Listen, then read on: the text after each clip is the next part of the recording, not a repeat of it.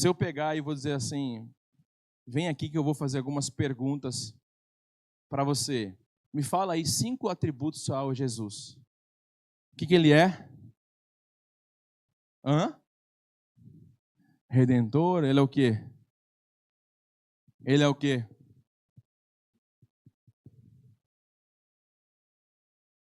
Ok, e você sabe disso por quê? Por que você sabe disso? Por que nós, muitas vezes, somos perseguidos, nós da igreja, nós evangélicos? A Bíblia diz que a cruz, para quem está do lado de cá do mar, é loucura. Mas para nós que o conhecemos, é poder.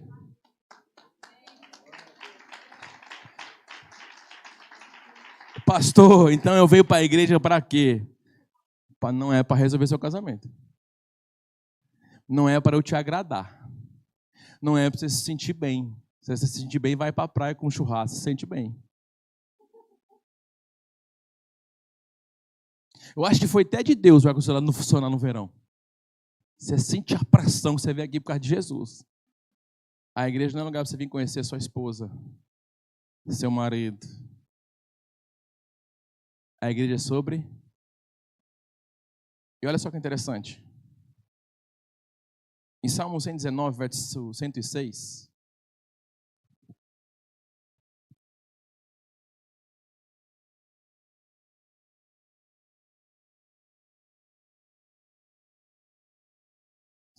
perdão.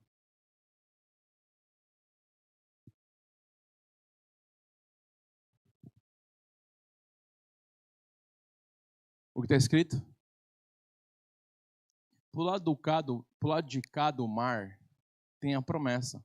Pro lado de lá do mar tem um cumprimento. A travessia principal que nós temos é a travessia do Egito para a Terra Prometida. Essa é a travessia da libertação. Qual que é a segunda travessia que nós encontramos? Que é através da palavra dele, que é lâmpada para os nossos pés e luz para o nosso caminho. A segunda travessia fala do Rio Jordão, quando Josué atravessa para a Terra Prometida, passando por Jericó. É a travessia da promessa. Então, é um estágio. Depois você vai ver também Elias atravessando o rio para passar na sucessão a Eliseu. Então, a travessia do chamado, da entrega, do chamado, do legado. Depois você vai ver a travessia do Mar da Galileia. Que travessia que é essa? É a travessia da incredulidade para a fé. Porque a exortação dele, no verso 31, é: homem de pequena fé, por que você duvidou? Por que você duvidou? Então nós precisamos entender que a única forma de romper a incredulidade e a falta de viver milagres é conhecendo quem Jesus é. E como é que eu conheço quem Jesus é? Pela sua palavra. Então, Provérbios capítulo 4, coloca o Provérbios capítulo 4 no verso 1. A Bíblia vai dizer assim: ouça, meus filhos, a instrução de um pai, estejam atentos e obterão discernimento. As escrituras aqui, Salomão escrevendo a escritura, tem uma direção, tem uma fluência da parte de Deus, que está dizendo, ouça a instrução. No Provérbios capítulo 3, no verso 1, a Bíblia vai dizer assim, 3, verso 1, meu filho, não se esqueça da minha, mas guarde no coração os meus. Então, as escrituras é o único instrumento de transformação da nossa mente, do nosso coração, que nos leva da ignorância, trevas, para a sua poderosa luz. E como é que ele se apresenta? Jesus disse, eu sou a luz do mundo. Então, nós precisamos ter uma convicção que nós temos que buscar conhecer Jesus. É pela palavra de Deus que eu atravesso tempestade, que eu atravesso dias difíceis. É pela palavra de Deus, conhecendo a Deus, que a gente atravessa os mares turbulentos. Então, pela obediência a Deus é que nós entramos no tempo da sua graça e no tempo da luz. Em João capítulo 8, no verso 8:12, a Bíblia diz, eu sou a luz do mundo, ele é a luz do mundo. Então, para eu concluir, eu vou te dar um texto agora, Salmo 30, verso 5, e eu termino aqui.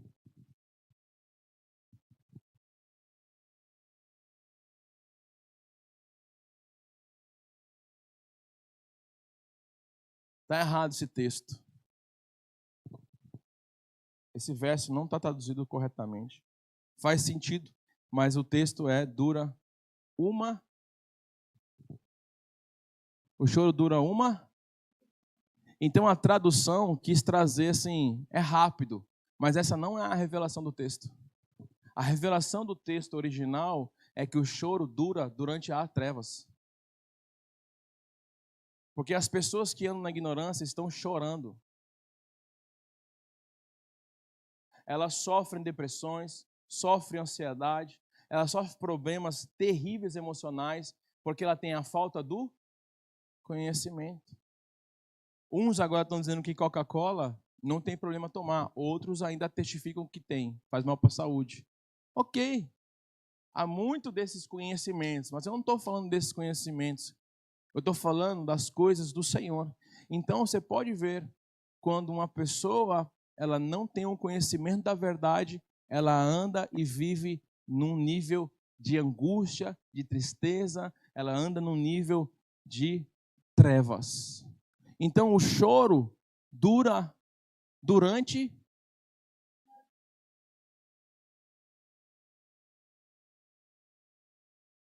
Me disse que a vida de Pedro foi a mesma coisa depois daquele momento. Mas quando ele deixou de olhar, quando ele deixou de crer e ter fé naquilo que Jesus disse, venha, ele começou a afundar. E a Bíblia diz que ele teve medo, ele sendo ainda um bom pescador. Provavelmente ele sabia nadar, né, gente? Mas teve medo. Mas escute, a travessia que Deus quer é a travessia de você sair da ignorância e conhecer a Jesus. Porque na ignorância o choro dura. Mas a alegria vem quando você entende Salmo 6. Lâmpada para os meus pés e luz para os meus caminhos é a tua palavra. Diga amém. Diga glória a Deus. E no verso 25 de Apocalipse 21, eu termino mostrando para vocês que não haverá mais escuridão. 21, 21, no verso 23. E a cidade não necessita de sol nem de lua para que nela resplandeçam, porque a glória de Deus a tem e o cordeiro é a sua. Porque lá já atravessamos a ignorância, estaremos na eternidade do conhecimento de quem é Cristo. Amém? E hoje nós viemos ceiar. E a Bíblia diz que 2 homens voltavam no caminho de Emaús. E eles não creram que Jesus havia ressuscitado. Eles tinham que atravessar. Eles estavam retornando, saindo de Jerusalém. Mas quando Jesus explica as Escrituras, senta com ele, pega o pão, parte o pão. E quando parte o pão com eles, a Bíblia diz que os olhos deles... E esses olhos é o quê? É o entendimento. O entendimento se abriu e eles viram quem ele é. Porque ele não era, ele ainda...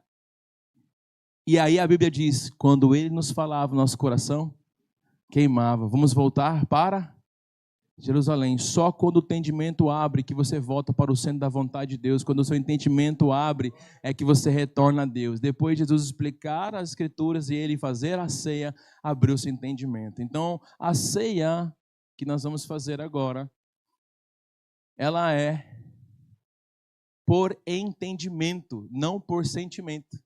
Porque ele diz que este pão é o meu corpo que é partido por vós, fazer isso em memória de mim. E o suco de uva 100% é o cálice, para representar sempre, nós lembramos quem é ele. Porque importa que nós saibamos quem ele, e eu faço a pergunta para você, calma, quem ele é para você?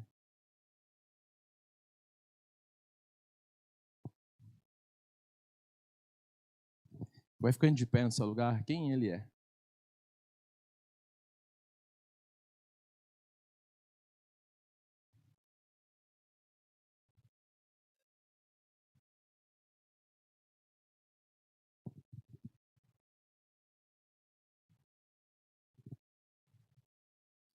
Eu não sei como você chegou na igreja hoje, não entendo, não sei quem você é. Muitos aqui eu nem conheço. Mas a pergunta é, quem ele é para você? Será que você está colocando circunstâncias que promovem a angústia e a tristeza no lugar de Deus? Será que é a falta de perdão? Será que é a falta de entendimento? Mas eu quero dizer para você hoje, para romper no nível do seu entendimento, Jesus, ele é o único e suficiente Salvador da sua vida. Sem ele, você irá para o inferno e haverá condenação eterna para você. Não tem conversa, isso não é conversa, é discurso de crente, isso é discurso bíblico, isso está escrito na palavra, é só você ler. Então, o desejo pecaminoso, o desejo do pecado levará você à condenação eterna. Então, nós fomos condenados junto da queda de Adão e Eva. E nós somos feituras à imagem de Adão e Eva, em Romanos capítulo 5, mas ele nos predestinou a ser a imagem e semelhança do seu Filho amado Jesus. Mas para quem que é isso? João capítulo 1, verso 12, é para aqueles que creem em Cristo. Quem crê em Jesus e for batizado, esse será salvo. Talvez você chegou aqui sem entendimento do que está escrito, mas eu quero dizer que sem Jesus você não pode viver.